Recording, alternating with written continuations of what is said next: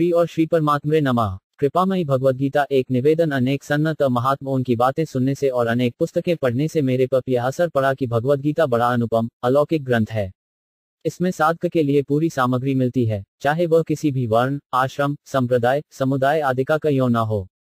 कारण यह है कि इसमें किसी मत विशेष की प्रशंसा अथवा निंदा नहीं है। इसमें तो वास्तविक तत्व की प्रशंसा है। वास्तविकता यही है कि जो नित्य निरंतर रहने वाला अपरिवर्तनशील तत्व है, उसका अनुभव परिवर्तनशील संसार के राग से रहित होने पर स्वतः होता है। इसका विशेष अधिकारी वही है जिसको परिवर्तनशील में चैन नहीं पड़ता, जो विनाशी सुख में नहीं फंसता। गीता ग्रंथ छोटा है, इसकी संस्कृत भाषा सरल है, भाव बड़े गंभीर हैं। साधनों का वर्णन करने में, विस्तार पूर्वक समझाने में, एक एक साधन को कई बार कहने में संकोच नहीं किया, परंतु ग्रंथ का कलेवर नहीं बढ़ा। ऐसा संक्षेप में विस्तार पूर्वक कहने वाला दूसरा कोई ग्रंथ देखने में नहीं आता। मनुष्य प्रत्येक परिस्थिति में परमात्मा तत्व का अनुभव कर सकता है, जिसको प्राप्त करना मनुष्य मात्र का जन्मसिद्ध अधिकार है। युद्ध जैसी महान घोर परिस्थिति में भी वह अपना कल्याण कर सकता है। इस प्रकार गीता में मनुष्य को व्यवहार मात्र में परमार्थ की कला सिखाई गई है। अतः मनुष्य मात्र को कल्याण का मार्ग दिखाने वाला इसके जोड़े का दूसरा कोई ग्रंथ देखने में नहीं आता। मन लगाकर गीता का पाठ करने मात्र से शांति मिलती है। ध्यानपूर्वक गीता का पाठ करने मात्र से बहुत तरह के भाव स्फुरित होते हैं और वे भाव बड़े ही शांतिदायक होते हैं। मन में कोई शंका होती है तो पाठ करते करते उसका समाधान हो जाता है। गीता के भावों पर विचार करने मात्र से लाभ होता है, इसमें मुझे किंचिमात्र भी संदेह नहीं है। इसलिए प्रत्येक भाई बहन को गीता के भावों को हृदयंगम करना चाहिए और उसके अनुसार अपना जीवन बनाना चाहिए। परमश्रद्धेय स्वामी जी श्रीराम सुखदास जी महाराज, सितंबर 1982, वृंदावन। 3 श्री परमात्मरे नमः। गीता की महिमा। श्रीमद्भगवद्गीता एक बहुत ही अलौकिक विचित्र ग्रंथ है। इसकी महिमा अगाध और असीम है। इसमें साधक के लिए उपयोगी पूरी सामग्री मिलती है, चाहे वह किसी भी देश का, किसी भी वेश का, किसी भी समुदाय का, किसी भी संप्रदाय का, किसी भी वर्ण का, किसी भी आश्रम का कोई व्यक्ति क्यों ना हो। इसका कारण यह है कि इसमें किसी समुदाय विशेष की निंदा या प्रशंसा नहीं है, प्रत्युत वास्तविक तत्व का ही वर्णन है। वास्तविक तत्व परमात्मा वह है जो परिवर्तनशील प्रकृति और प्रकृतिजन्य पदार्थों से सर्वथा अतीत और संपूर्ण देश, काल, वस्तु, व्यक्ति, परिस्थिति आदि में नित्य निरंतर एक रस एक रूप रहने वाला है। जो मनुष्य जहां है और जैसा है, वास्तविक तत्व वहां वैसा ही पूर्ण रूप से विद्यमान है। परंतु परिवर्तनशील प्रकृतिजन्य वस्तु, व्यक्तियों में राग द्वेष के कारण उसका अनुभव नहीं होता। सर्वथा राग द्वेषरहित होने पर उसका स्वतः अनुभव हो जाता है। यह भगवद्गीता ग्रंथ प्रस्थांत्र में माना जाता है। पगडंडी को पद्धति कहते हैं और राजमार्ग, घंटापथ अथवा चौड़ी सड़क को प्रस्थान कहते हैं। मनुष्य मात्र के उद्धार के लिए 3 राजमार्ग प्रस्थांत्र नाम से कहे जाते हैं। एक वैदिक प्रस्थान है, जिसको उपनिषद कहते हैं। एक दार्शनिक प्रस्थान है, जिसको ब्रह्मसूत्र कहते हैं, और एक स्मार्त प्रस्थान है, जिसको भगवद गीता कहते हैं। प्रस्थांत्र में गीता बहुत विलक्षण है, क्योंकि इसमें उपनिषद और ब्रह्मसूत्र दोनों का ही तात्पर्य आ जाता है। उपनिषदों में मंत्र हैं, ब्रह्मसूत्र में सूत्र हैं और भगवद गीता में श्लोक हैं। भगवद गीता में श्लोक होते हुए भी भगवान की वाणी होने से ये मंत्र ही हैं। इन श्लोकों में बहुत गहरा अर्थ भरा हुआ होने से इनको सूत्र भी कह सकते हैं। उपनिषद अधिकारी मनुष्यों के काम की चीज है और ब्रह्मसूत्र विद्वानों के काम की चीज है, परंतु भगवद गीता सभी के काम की चीज है। गीता उपनिषदों का सार है, पर वास्तव में गीता की बात उपनिषदों से भी विशेष है।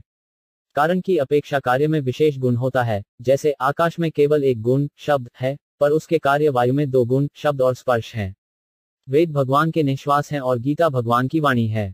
निश्वास तो स्वाभाविक होते हैं, पर गीता भगवान ने योग में स्थित होकर कही है। अतः वेदों की अपेक्षा भी गीता विशेष है। सभी दर्शन गीता के अंतर्गत हैं, पर गीता किसी दर्शन के अंतर्गत नहीं है। दर्शन शास्त्र में जगत क्या है, जीव क्या है और ब्रह्म क्या है, यह पढ़ाई होती है। परंतु गीता पढ़ाई नहीं कराती। प्रत्युत न शक्य तन्मया भूयस्तथा वक्तुम श्रेष्ठः पर ही ब्रह्मा कथित योगयुक्तेन तन्मया। महाभारत आश 0:16 12-13। भगवान बोले, बस सबका सब उसी रूप में, फिर दोहरा देना अब मेरे वश की बात नहीं है। उस समय मैंने योगयुक्त होकर परमात्मा तत्व का वर्णन किया था। योगयुक्त अर्थात योग में स्थित होकर। गीता कहने का तात्पर्य है कि सुनने वाले का हित किसमें है, उसके हित के लिए क्या कहना चाहिए। भविष्य में भी जो सुनेगा अथवा पढ़ेगा, उसका हित किसमें होगा। इस प्रकार सभी साधकों के हित में स्थित होकर गीता कही है, अनुभव कराती है। गीता पर कई टीकाएं हो गई और कई टीकाएं होती ही चली जा रही हैं, फिर भी सन्नत महात्माओं, विद्वानों के मन में गीता के नए नए भाव प्रकट होते रहते हैं। अलग अलग आचार्यों ने गीता की अलग अलग टीका लिखी है।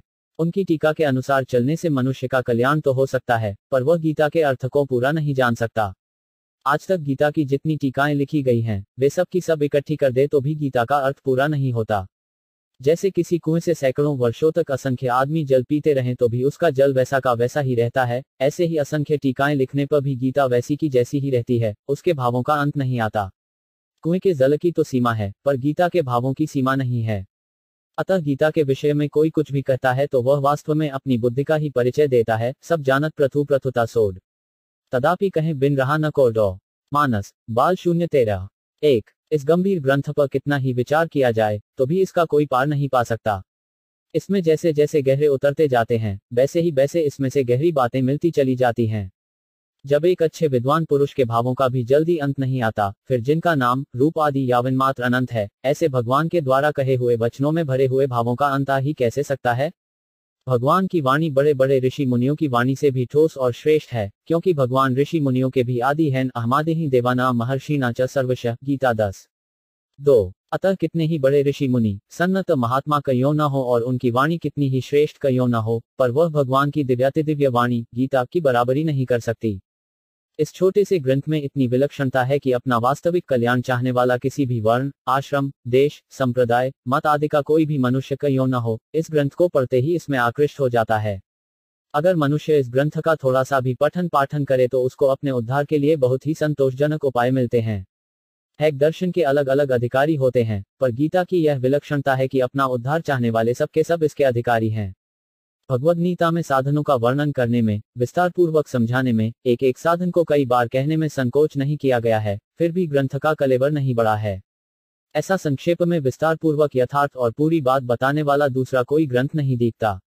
अपने कल्याण की उत्कट अभिलाषा वाला मनुष्य हर एक परिस्थिति में परमात्मा तत्व को प्राप्त कर सकता है, युद्ध जैसी घोर परिस्थिति में भी अपना कल्याण कर सकता है। इस प्रकार व्यवहार मात्र में परमार्थ की कला गीता में सिखाई गई है। अतः इसके जोड़े का दूसरा कोई ग्रंथ देखने में नहीं आता। गीता का तात्पर्य थोड़े शब्दों में कहें तो गीता का तात्पर्य है मनुष्य मात्र का कल्याण करना। शास्त्रों में कल्याण के कई मार्ग बताए गए हैं।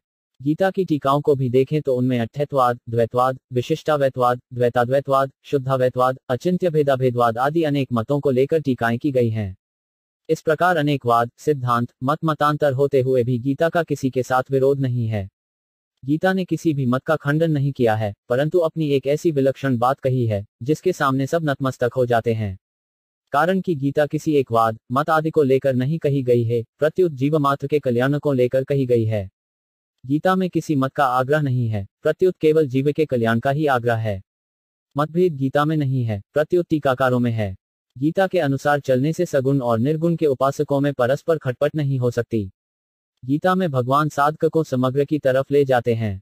सगुण निर्गुण, साकार निराकार, द्विभुज, चतुर्भुज, सहस्रभुज आदि सब रूप समग्र परमात्मा के ही अंतर्गत हैं। समग्र रूप में कोई भी रूप बाकी नहीं रहता। किसी की भी उपासना करें, संपूर्ण उपासनाएं समग्र रूप के अंतर्गत आ जाती हैं। संपूर्ण दर्शन समग्र रूप के अंतर्गत आ जाते हैं। अतः सब कुछ परमात्मा के ही अंतर्गत है, परमात्मा के सिवाय किंचिमात्र भी कुछ नहीं है, इसी भाव में संपूर्ण गीता है। गीता का सर्वोपरि सिद्धांत है वासुदेव सर्वम 7:19, अर्थात सब कुछ भगवान ही है। संसार के विषय में दार्शनिकों के अनेक मतभेद हैं। कोई अजातवाद मानता है, कोई दृष्टि सृष्टिवाद मानता है, कोई विवर्तवाद मानता है, कोई परिणामवाद मानता है, कोई आरंभवाद मानता है, पर गीता कोई वाद न मानकर वासुदेव सर्वम को ही मुख्य मानती है। वासुदेव सर्वम में सभी वाद, मत समाप्त हो जाते हैं। कारण कि जब तक अहम की सूक्ष्म गंध रहती है, तभी तक दार्शनिकों में और दर्शनों में मतभेद रहता है, जबकि वासुदेव सर्वम में अहम को सूक्ष्म गंध भी नहीं रहती। एक परमात्मा तत्व के सिवाय दूसरी सत्ता को मान्यता रहने से प्रवृत्ति का उदय होता है और दूसरी सत्ता की मान्यता मिटने से निवृत्ति की दृढ़ता होती है। प्रवृत्ति का उदय होना भोग है और निवृत्ति की दूरता होना योग है। गीता सब कुछ परमात्मा है ऐसा मानती है और इसी को महत्व देती है। संसार में कार्य रूप से, कारण रूप से, प्रभाव रूप से, सब रूपों से मैं ही मैं हन, यह बताने के लिए ही भगवान ने गीता में 4 जगह 7वें, 9वें, 10वें और 15वें अध्याय में अपनी विभूतियों का वर्णन किया है।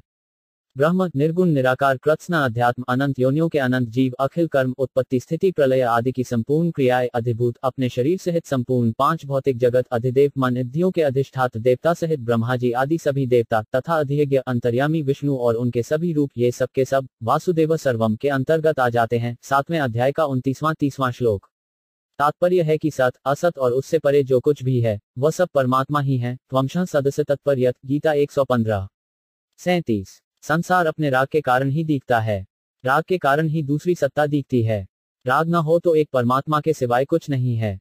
जैसे भगवान ने कहा है, सर्वस्व चाह हृदय सन्निविष्ट, गीता 15:15। मैं ही संपूर्ण प्राणियों के हृदय में स्थित हूँ।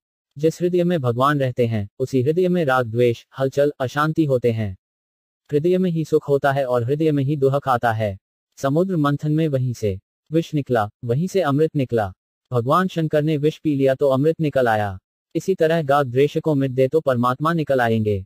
संत महात्माओं के हृदय में राग द्वेष नहीं रहते, अतः वहां परमात्मा रहते हैं। सब कुछ परमात्मा ही है। यह खुले नेत्रों का ध्यान है। इसमें न आंख बंद करने ध्यान की जरूरत है, न कान बंद करने नादानुसंधान की जरूरत है, न नाक बंद करने प्राणायाम की जरूरत है। इसमें न संयोग का असर पड़ता है, न वियोग का, न किसी के आने का असर पड़ता है, न किसी के जाने का। जब सब कुछ परमात्मा ही है तो फिर दूसरा कहां से आए, कैसे आए? गीता समग्र को मानती है, इसीलिए गीता का आरंभ और अंत शरणागति में हुआ है। शरणागति से ही समग्र की प्राप्ति होती है। परमात्मा के समग्र रूप में सब रूप होते हुए भी सगुण की मुख्यता है। कारण कि सगुण के अंतर्गत तो निर्गुण भी आ जाता है, पर निर्गुण में गुणों का निषेध होने से सगुण नहीं आता। अतः सगुण ही समग्र हो सकता है। भगवान श्री कृष्ण समग्र हैं। अक्षयम समग्र माम, गीता 7:1। गीता समग्र की वाणी है, इसलिए गीता में सब कुछ है। जो जिस दृष्टि से गीता को देखता है, गीता उसको वैसी ही दिखने लगती है। थे यथा मां प्रपच्यन्ते तांस्थाई भजाम्यहम, गीता 4:11। कोई आचार्य पहले कर्मयोग, फिर ज्ञान योग, फिर भक्ति योग, यह क्रम मानते हैं, और कोई आचार्य पहले कर्मयोग, फिर भक्ति योग, फिर ज्ञान योग, यह क्रम मानते हैं। परंतु गीता पहले ज्ञान योग, फिर कर्मयोग, फिर भक्ति योग, यह क्रम मानती है। गीता कर्मयोग को ज्ञानयोग की अपेक्षा विशेष मानती है। तयोस्तु कर्म संन्यासात् कर्मयोगो विशिष्यते 5:2। कारण कि ज्ञानयोग के बिना तो कर्मयोग हो सकता है। कर्मण्य भी संसिद्धिमास्थिता जनकाद्य 3:20 यज्ञाचरतः कर्म समग्रं प्रविल्यते 4:23 पर कर्मयोग के बिना ज्ञानयोग होना कठिन है। संन्यासस्तु महाबाहो दुहकमाप्तुम योगत 5:6। श्रीमद् भागवत में भी पहले ज्ञानयोग, फिर कर्मयोग, फिर भक्ति योग, यह क्रम कहा गया है। एक विलक्षण बात और है कि गीता कर्मयोग और ज्ञानयोग दोनों को समकक्ष और लौकिक बताती है। लोकाय 5 निष्ठा 0:3। क्षर जगत और अक्षर जीव दोनों लौकिक हैं। द्वाविमो पुरुषी लोकाय क्षरश्चाक्षर एवं च, गीता 15:16 पर भगवान अलौकिक हैं। उत्तमः पुरुषत्वन्य 15:17। क्षर को लेकर कर्मयोग और अक्षर को लेकर ज्ञानयोग चलता है, अतः कर्मयोग और ज्ञानयोग दोनों लौकिक हैं। परंतु भक्तियोग भगवान को लेकर चलता है, अतः भक्तियोग अलौकिक है। गीता ने भक्ति को सर्वश्रेष्ठ बताया है। 6 अध्याय का 47वां श्लोक। गीता की भक्ति भेदभाव नहीं है, प्रत्युत अद्वैत भक्ति है। वास्तव में देखा जाए तो ज्ञान में द्वैत है और भक्ति में अद्वैत है। कारण कि ज्ञान में तो जड़ चेतन, जगत, जीव, शरीर, शरीरी, असत, सत, प्रकृति, पुरुष आदि दो हैं, पर भक्ति में केवल भगवान ही हैं। वासुदेव सर्वम, गीता 7:19। सत सच्चाहम, गीता 9:19। भगवान ने ज्ञान के साधनों में भी भक्ति बताई है। मयि चानन्य योगेन 0:13-10 और गुणातीत होने का उपाय भी भक्ति बताया है। माच योग्यभिचारेण 0:14-26। ज्ञान की परनिष्ठा से भी पराभक्ति की प्राप्ति होती है। मद्भक्ति लभते पराम 18:50। इस पराभक्ति से जानना, देखना योगास्त्रयो मया प्रोक्ता नुनाशयो विदित्स्या। ज्ञान कर्म च भक्तिश्च नोपायोन्योस्ति कुत्रचित। श्रीमद्धा 0:115-20। 6 और प्रत्रेश करना तीनों की प्राप्ति कचलो जाती है। 11 उष्यायकार 14 एलोक 9 भगवान अपने भपट को कर्मयोग आजलौर ज्ञानयोग दोनों की प्राप्ति करा देते हैं। 10 अक्षध्याय का 10-11वां शैललोक। भगवजान ने अपने भक्त को सबवस्थे छत्तमा योगी आज वजाया है। स्त से सख्युक्त सिम्मो मसित 86। 4799 लेफ से आचक तत्मा मस्वता 52-20। सतराओगी पफरस्मो स्यत 86-26। धख्यान योग में भी भक्ति आसी 6 आलोच आसीत मस्त पर 868 54740। कर्मयोग में भी भगजान ने भक्ति हछे आचक आस्ती तलस पर 2-8 650। भगवजान ने सभी योगों से अपनी भक्ति परायणता भव्यताई क्ले। यह भक्ति की विशेषता कै। अर्जुन का प्रश्न भक्ति विषयक नहीं था, फिर भी भगवजान ने अपनी तरफ से भक्ति का लर्ंग किया। आपलार हल्के उपशाय के छनपनलेन से छाछक ने 6 लोकत भक्ति से स्म परमात्मा की प्राप्ति छोती है। 7 अश्यायव का उच्चतति से 30ला झतलोक 9। गीता का स्वातया ना और 15 अध्याय 10 अध्याय का आरंभ तथा 11 अध्याय के 56 जिन से लछाच कौलिंत के झछतलोक हच्छर में लवच्छलूत जलधिक्षण दी रखते हैं। इनमें अर्जुन वो व्याच नहीं 6 अर्थात ले भगवजौन ने अपनी तरफ से अत्यंत कृपा करके कहे हैं। गीता में कर्मयोग के चरणन में ज्ञानयोग भक्तियोग की, ज्ञानयोग के लर्ण नमो कर्मयोग भक्तियोग की और भक्तियोग के जारणनमो कर्मयोग ज्ञानयोग की ज्ञात भी आ ज्ञाती है। इस सब का तात्पर्य है कि स्वाध्य कोई भी खो कहें लो उच्छस्त को तीनों जोगों की प्राप्ति छो जाती के अर्थात छस को मुक्ति और भक्ति दोनों प्राप्त हो जाते हैं। कारण की परा और अपरा दोनों प्रकृतियां भगजलान की छो हैं। ज्ञान योग पर को लेकर और क्रमयोग आपरा को लेकर चलता हकले। इसलिए किसी एक जसो की पूर्णता कछोने पर तीनों जोगों की पूर्णता हकलो ज्ञाति हले।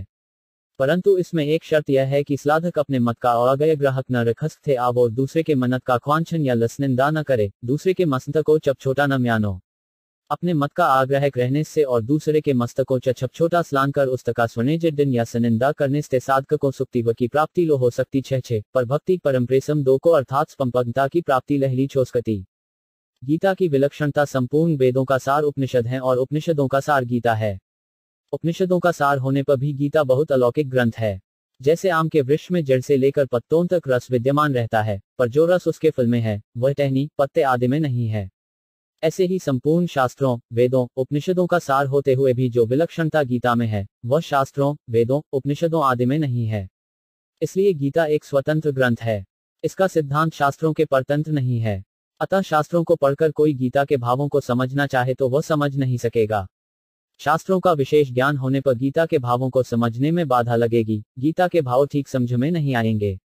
कारण कि पहले शास्त्र संप्रदाय आदि के जो संस्कार पड़ जाते हैं, जो धारणा बन जाती है, वह जल्दी बदलती नहीं। गीता विद्कता पंडिताई की दृष्टि से नहीं कही गई है, प्रत्युत केवल जीव के कल्याण की दृष्टि से कही गई है। भगवान ने कोरी विद्वधते के लिए अर्जुन को फटकारा है। प्रज्ञादांश भाष्य गीता 2:11। अतः गीता को समझने में केवल कल्याण की इच्छा काम आती है, शास्त्र ज्ञान योग्यता बुद्धिमत्ता आदि काम नहीं आते। अगर गीता को समझना हो तो किसी ग्रंथ संप्रदाय आदि का आग्रह छोड़कर बिल्कुल अनजान होकर और केवल भगवत कृपा का आश्रय लेकर गीता का अध्ययन करना चाहिए। गीता एक प्रासादिक ग्रंथ है। यह ग्रंथ अपनी शरण लेने वाले पर खुद कृपा करता है और कृपा करके उसके सामने प्रकट होता है। मैंने ऐसे मनुष्यों को देखा है जिनको संस्कृत का बोध नहीं है, पर वे गीता का अर्थ करते हैं। भाषा का बोध न होने पर भी गीता का सिद्धांत भाव उनके मन में आ जाता है। आज से 60-65 वर्ष पहले की बात है। कलकत्ते में एक मुनीम थे। उनको शुद्ध हिंदी लिखनी नहीं आती थी। एक दिन उन्होंने कहा कि मैं गीता कंठस्थ करना चाहता हूं, परंतु इसके लिए किसी पंडित को रखूं तो मेरी इतनी सामर्थ्य नहीं है कि उसको तनख्वाह दे सकूं। मैंने कहा कि तुम भगवान को नमस्कार करके उनकी शरण होकर गीता पढ़नी शुरू कर दो। उन्होंने घर जाकर भगवान का चित्र सामने रख दिया, धूप बत्ती कर दी, पुष्प चढ़ा दिए और कृष्ण बंदे जगत गुरुम कहकर गीता पढ़ने लग गए। कुछ समय में उनको गीता याद हो गई। मैंने उनसे गीता के 18 अध्याय ठीक संख्या सहित सुने। अशुद्धियां बहुत कम थीं। विद्वत्ति के अभिमान से गीता याद नहीं होती, ये उदाहरण भी मेरे सामने आए हैं। एक अच्छे पंडित थे जो रामायण के मर्मज्ञ थे। गीता जयंती के अवसर पर मैंने गीता की कुछ बातें कही तो उनका गीता में आकर्षण हुआ। उन्होंने कहा कि मैं किसी से कोई श्लोक सुन लेता हूं तो वह मुझे कंठस्थ हो जाता है, अतः मैं गीता का अर्थ जानना चाहता हूं। मैंने कहा कि आप गीता का एक 12वां अध्याय याद करके मेरे पास आए तो मैं उसका अर्थ आपको अच्छी तरह से सुना दूंगा। कुछ दिनों के बाद वे मेरे से मिले और कहा कि मैं गीता को याद करने के लिए बहुत परिश्रम करता हूं, पर मेरे को गीता याद नहीं होती। इसका कारण मैंने यही समझा कि उनके मन में अभिमान था कि मैं इतना जानकार हूं, मेरे को बहुत जल्दी श्लोक याद हो जाते हैं। यह अभिमान पारमार्थिक मार्ग में बड़ा भारी बाधक है। जो निरभिमान होकर सरलतापूर्वक गीता की शरण में जाता है, उसको गीता के भाव समझ में आ जाते हैं। गीता का आश्रय लेकर पाठ करने मात्र से बड़े विचित्र, अलौकिक और शांतिदायक भाव स्फुरित होते हैं। इसका मन लगाकर पाठ करने मात्र से बड़ी शांति मिलती है। इसकी एक विधि यह है कि पहले गीता के पूरे श्लोक अर्थ सहित कंठस्थ कर लिए जाए, फिर एकांत में बैठकर गीता के अंतिम श्लोक यत्र योगेश्वर कृष्ण, यहां से लेकर गीता के पहले श्लोक धर्मक्षेत्रे कुरुक्षेत्रे, यहां तक बिना पुस्तक के उल्टा पाठ किया जाए तो बड़ी शांति मिलती है। यदि प्रतिदिन पूरी गीता का एक या अनेक बार पाठ किया जाए तो इससे गीता के विशेष अर्थ स्फुरित होते हैं। मन में कोई शंका होती है तो पाठ करते करते उसका समाधान हो जाता है। वास्तव में इस ग्रंथ की महिमा का वर्णन करने में कोई भी समर्थ नहीं है। अनंत महिमाशाली ग्रंथ की महिमा का वर्णन कर ही कौन सकता है। अनंत मुखों से कही जाने वाली बात को भगवान ने एक मुख से गीता में कह दिया है। इसलिए गीता के टीकाकार श्रीधर स्वामी लिखते हैं, शेषाशेषमुख व्याख्या चातुर्यत्वेक विक्तृता दधान्मद्भधुतु वंदे। शेषनाग के द्वारा अपने अशेष मुखों से की जाने वाली व्याख्या के चातुर्य को जो एक मुख से ही धारण करते हैं, उन अद्भुत परमानंद स्वरूप भगवान श्री कृष्ण की मैं वंदना करता हूँ। हाँ, नई एक व्यक्ति ने पूछा कि मनुष्य को कम से कम कितना साधन करना चाहिए। मैंने कहा कि उसको कम से कम इतना तो करना ही चाहिए कि जहां अभी वह है वहां से नीचे नहीं गिरे। जैसे अभी हमें मनुष्य शरीर प्राप्त है तो कम से कम मरने के बाद भी मनुष्य शरीर ही मिले। इसके लिए उपाय यह है कि प्रतिदिन गीता का पाठ करें। कारण कि प्रतिदिन गीता पाठ करने वाला मनुष्य मृत्यु के बाद पुनः मनुष्य शरीर ही प्राप्त करता है। अध्यायम श्लोकपादं वानित्यम यह पठते नरः स याति नरता यावन्मप्त वसुंधरे। वाराह पुराण परमश्रद्धेय स्वामी जी श्री रामसुखदास जी महाराज। गीता अमृत बिंदु। जब मनुष्य मस्ती में आनंद में होता है तब उसके मुख से स्वतः गीत निकलता है। भगवान ने इसको मस्ती में आकर गाया है, इसलिए इसका नाम गीता है। यद्यपि संस्कृत व्याकरण के नियमानुसार इसका नाम गीतम होना चाहिए था, तथापि उपनिषद स्वरूप होने से स्त्रीलिंग शब्द गीता का प्रयोग किया गया है। श्रीमद्भगवद्गीता का उपदेश मनुष्य मात्र के अनुभव पर आधारित है। गीता व्यवहार में परमार्थ की विलक्षण कला बताती है, जिससे मनुष्य प्रत्येक परिस्थिति में रहते हुए तथा शास्त्र विहित सब तरह का व्यवहार करते हुए भी अपना कल्याण कर सके। गीता वेश, आश्रम, अवस्था, क्रिया आदि का परिवर्तन करने के लिए नहीं कहती, प्रत्युत परिमार्जन करने के लिए कहती है, अर्थात केवल अपने भाव और उद्देश्य को शुद्ध बनाने के लिए कहती है। शास्त्रों में प्रायः ऐसी बात आती है कि संसार की निवृत्ति करने से ही मनुष्य पारमार्थिक मार्ग पर चल सकता है और उसका कल्याण हो सकता है। मनुष्यों में भी प्रायः ऐसी ही धारणा बैठी हुई है कि घर, कुटुंब आदि को छोड़कर साधु सन्यासी होने से ही कल्याण होता है। परंतु गीता कहती है कि कोई भी परिस्थिति, अवस्था, घटना, देश, काल आदि क्यों न हो, उसी के सदुपयोग से मनुष्य का कल्याण हो सकता है। एकांत में रहकर वर्षों तक साधना करने पर ऋषि मुनियों को जिस तत्व की प्राप्ति होती थी, उसी तत्व की प्राप्ति गीता के अनुसार व्यवहार करते हुए हो जाएगी। सिद्धि असिद्धि में सम रहकर निष्काम भावपूर्वक कर्तव्य कर्म करना ही गीता के अनुसार व्यवहार करना। गीता के अनुसार कर्तव्य मात्र का नाम यज्ञ है। असत पदार्थों के साथ संबंध रखते हुए मनुष्य कितना ही अभ्यास कर ले, समाधि लगा ले, गिरी कंदराओं में चला जाए, तो भी गीता के सिद्धांत के अनुसार वह योगी नहीं कहा जा सकता। गुरु बनना या बनाना गीता का सिद्धांत नहीं है। मनुष्य आप ही अपना गुरु है, इसलिए उपदेश अपने को ही देना है। जब सब कुछ परमात्मा ही है, वासुदेव सर्वम, तो फिर दूसरा गुरु कैसे बने और कौन किसको उपदेश दे। गीता की शिक्षा से मनुष्य मात्र का प्रत्येक परिस्थिति में सुगमता से कल्याण हो सकता है। गीता मनुष्य मात्र को परमात्मा प्राप्ति का अधिकारी मानती है और डंके की चोट के साथ खुले शब्दों में कहती है कि वर्तमान का दुराचारी से दुराचारी, पूर्वजन्म के पापों के कारण नीच योनि में जन्मा हुआ पाप्योनी और चारों वर्ण वाले स्त्री पुरुष, ये सभी भगवान का आश्रय लेकर परमगति को प्राप्त हो सकते हैं। गीता 9:30-33। भगवान ने गीता में कर्मयोग, ज्ञानयोग आदि योगों में महात्मा शब्द का प्रयोग नहीं किया है।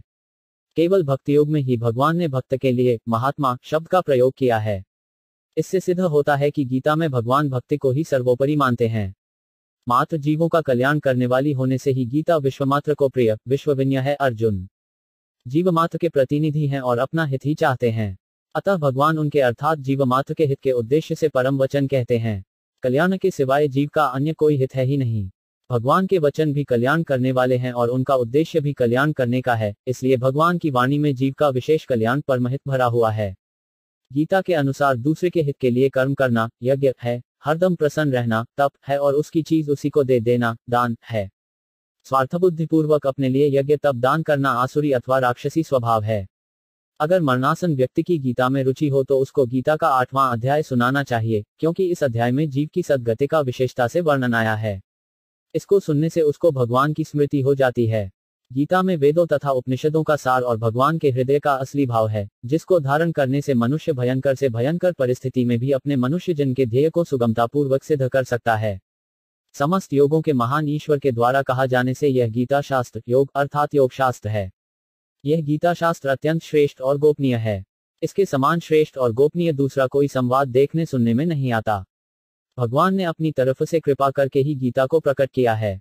यदि कोई जिज्ञासु पाठक गीता के विषय को विस्तार से समझना चाहे तो उसे परमश्रद्धेय स्वामी जी श्री रामसुखदास जी महाराज द्वारा रचित गीता की साधक संजीवनी हिंदी टीका अवश्य पढ़नी चाहिए। यह ग्रंथ गीता प्रेस, गोरखपुर से प्रकाशित है और इसका अंग्रेजी, बंगला, गुजराती, मराठी, ओडिया, तमिल और कन्नड़ भाषा में भी अनुवाद उपलब्ध है। गीता सार पहले अध्याय का सार सांसारिक मोह के कारण ही मनुष्य मैं क्या करूं और क्या नहीं करूं इस दुविधा में फंसकर कर्तव्यच्युत हो जाता है। अतः मोह या सुखासक्ति के वशीभूत नहीं होना चाहिए। दूसरे अध्याय का सार शरीर नाशवान है और उसे जानने वाला शरीर अविनाशी है, इस विवेक को महत्व देना और अपने कर्तव्य का पालन करना, इन दोनों में से किसी भी एक उपाय को काम में लाने से चिंता शोक मिट जाते हैं। तीसरे अध्याय का सार निष्काम भावपूर्वक केवल दूसरों के हित के लिए अपने कर्तव्य का तत्परता से पालन करने मात्र से कल्याण हो जाता है। चौथे अध्याय का सार कर्मबंधन से छूटने के 2 उपाय हैं, कर्मों के तत्व को जानकर निस्वार्थ भाव से कर्म करना और तत्वज्ञा का अनुभव करना। 5वें अध्याय का सार मनुष्य को अनुकूल प्रतिकूल परिस्थितियों के आने पर सुखी दुखी नहीं होना चाहिए, क्योंकि इनसे सुखी दुखी होने वाला मनुष्य संसार से ऊंचा उठकर परम आनंद का अनुभव नहीं कर सकता। 6ठे अध्याय का सार किसी भी साधन से अंतःकरण में समता आनी चाहिए। समता आए बिना मनुष्य सर्वथा निर्विकल्प नहीं हो सकता। 7वें अध्याय का सार सब कुछ भगवान ही है, ऐसा स्वीकार कर लेना सर्वश्रेष्ठ साधन है। 8वें अध्याय का सार अंतकालीन चिंतन के अनुसार ही जीव की गति होती है। अतः मनुष्य को हरूम भगवान का स्मरण करते हुए अपने कर्तव्य का पालन करना चाहिए, जिससे अंतकाल में भगवान की स्मृति बनी रहे। 9वें अध्याय का सार सभी मनुष्य भगवत प्राप्ति के अधिकारी हैं, चाहे वे किसी भी वर्ण, आश्रम, संप्रदाय, देश, वेश आदि के क्यों न हो। 10वें अध्याय का सार संसार में जहां भी विलक्षणता, विशेषता, सुंदरता, महत्ता, विद्कता, बलवत्ता आदि दिखे, उसको भगवान का ही मानकर भगवान का ही चिंतन करना चाहिए। 11वें अध्याय का सार इस जगत को भगवान का ही स्वरूप मानकर प्रत्येक मनुष्य भगवान के विराट रूप के दर्शन कर सकता है। 12वें अध्याय का सार जो भक्त शरीर इंद्रियां मन बुद्धि सहित अपने आप को भगवान के अर्पण कर देता है, वह भगवान को प्रिय होता है। 13वें अध्याय का सार संसार में एक पसर समात्मा तत्व ही जानने योग्य है, उसको जानने पर अमस्तों की प्राप्ति हो जाती है। 14वें अध्याय का सार संसार बंधन से छूटने के लिए सतत, रज और तम इन तीनों गुणों से अतीत होना जरूरी है। अनन्य भक्ति से मनुष्य इन तीनों गुणों से अतीत हो जाता है। 15वें अध्याय का सार इस संसार का मूल आधार और अत्यंत श्रेष्ठ परम पुरुष एक परमात्मा ही है, ऐसा मानकर अनन्य भाव से उनका भजन करना चाहिए। 16वें अध्याय का सार दुर्गुण दुराचारों से ही मनुष्य 84 लाख योनियों एवं नरकों में जाता है और दुहक पाता है। अतः जन्म मरण के चक्र से छूटने के लिए दुर्गुण दुराचारों का त्याग करना आवश्यक है। 17वें अध्याय का सार मनुष्य श्रद्धापूर्वक जो भी शुभ कार्य करे, उसको भगवान का स्मरण करके, उनके नाम का उच्चारण करके ही आरंभ करना चाहिए। 18वें अध्याय का सार सब ग्रंथों का सार वेद हैं, वेदों का सार उपनिषद हैं, उपनिषदों का सार गीता है और गीता का सार भगवान की शरणागति है। जो अनन्य भाव से भगवान की शरण हो जाता है, उसे भगवान संपूर्ण पापों से मुक्त कर देते हैं। भगवद गीता विदेशी विद्वानों की चतुष्टय में एक, जो संसार की सर्वश्रेष्ठ पुस्तक है, उसके संबंध में भला मैं क्या लिखूं। यो तो गीता के अतिरिक्त और भी कई महान धर्मग्रंथ हैं, पर भगवद गीता की तो बात ही निराली है। वह तो ईश्वरों के भी ईश्वर परम महेश्वर का दिव्य संगीत है। George Sydney Arundale. 2. Bhagavad Gita Bharatvarsha के उदात्त तथा संसार के गंभीर धर्मशास्त्रों में मुकुटमणि है। Charles Johnston. 3. विश्व के भावी सार्वभौम धर्म का सूत्र ग्रंथ बनने के लिए गीता ही सर्वथा उपयुक्त है। भारत के गौरवपूर्ण प्राचीन काल के इस अमूल्य रत्न से मानव जाति के और भी गौरवपूर्ण समुज्ज्वल विश्व के निर्माण में अनुपम सहायता मिलेगी। F0T0 ब्रोक्स। 4. भगवद गीता के अतिरिक्त ऐसा कोई दूसरा भारतीय ग्रंथ नहीं है, जिसकी भारतवर्ष में एवं अन्यान्य देशों में दूर दूर तक इतनी प्रसिद्ध हुई हो और जिसको ईश्वरीय संगीत मानकर हिंदुस्तान के सभी लोग इतना प्रेम करते हों। Pro auto arrows. 5. गीता का उपदेश इतना दिव्य, ऐसा अलौकिक है कि बड़े से बड़े विद्वान बुद्धिमान इसे पढ़ते हैं, परंतु इसके भंवर में पढ़कर उनकी विद्या बुद्धि चकरा जाती है, जे था नहीं लगा पाते, समझ नहीं पाते। इतना अलौकिक, ऐसा विलक्षण है यह प्रवचन की जीवन पथ पर चलते चलते अनेक निराश और श्रांत पश्चिकों को इसने शांति, आशा और आशीर्वासन दिया है और उन्हें सदा के लिए चूर चूर होकर मिट जाने से बचा लिया है, ठीक उसी प्रकार जैसे इसने अर्जुन को बचाया। K0 browning. 6. भारतवर्ष के इस सर्वप्रिय काव्यमय दार्शनिक ग्रंथ के बिना अंग्रेजी साहित्य निश्चय ही अपूर्ण रहेगा। Sir Edwin Arnold. 7. जगत के संपूर्ण साहित्य में, चाहे सार्वजनिक लाभ की दृष्टि से देखा जाए और चाहे व्यवहारिक प्रभाव की दृष्टि से देखा जाए, भगवद गीता के जोड़ का अन्य कोई भी काव्य नहीं है। Greater than J0 and 0 for क्यूहर। 8. गीता केवल हिंदुओं की ही नहीं, अपितु संसार की सभी जातियों की धर्म पुस्तक है। प्रत्येक मनुष्य को चाहिए कि वह इस अमर ग्रंथ को ध्यानपूर्वक एवं पश्चात रहित होकर पढ़े, चाहे वह किसी धर्म को और किसी धर्मगुरु को मानता हो। कैकुशु J0 दस्तूर। 9. गीता को लाखों मनुष्यों ने सुना, पढ़ा तथा पढ़ाया है और आत्मा को प्रभु की ओर अग्रसर करने में यह पुस्तक अत्यंत आशाजनक सिद्ध हुई है। Doctor 0 Lionel D0 Barrett.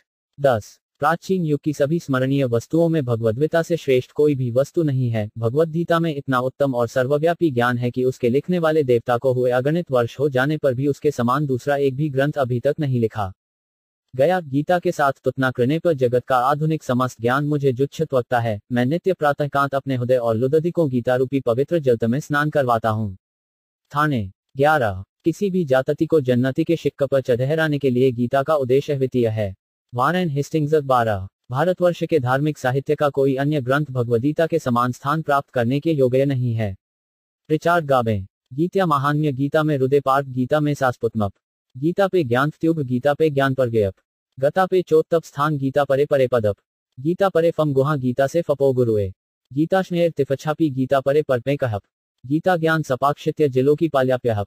वैष्णव्यंजसार Shri भगवान बोले, गीता मेरा हृदय है, गीता मेरा उत्तम तकित है, गीता में अजत्यगप तेजश्री और अलिताशी ज्ञान है, गीता मेरा उत्तम स्थान है, गौता मेरा प्रसन्न है, गौता मेरा परम गोपनीय रहस्य है और गीता साधकों के लिए अत्युत्तम गुरु है। मैं गीता के ही आश्रय में रहता हूँ, गीता मेरा उत्तम घर है। गीता ज्ञान का हो आश्रय लेकर मैं दोनों लोकों का पालन करता हूँ। जो यह परम मध्यक्तेश विधास्यति भक्ति मिहि परा कृत्वा मामेवेशत्य संशया न च तस्मान मनुष्येषु कश्लिमे प्रियकृतमया भविता न च मे तस्मदन्य प्रियत्रो भुवि। गीता 18:68-61। श्री भगवान बोले, मुझ में पराभक्ति करके जो इस परम गोपनीय संवाद गीता ग्रंथ को मेरे भक्तों में कहेगा वह मुझे ही प्राप्त होगा, इसमें कोई संदेह नहीं है। उसके समान मेरा अत्यंत प्रिय कार्य करने वाला मनुष्यों में कोई भी नहीं है और इस भूमंडल पर उसके समान मेरा दूसरा कोई प्रियतर होगा भी नहीं। रू गीता के प्रचार की महिमा 502।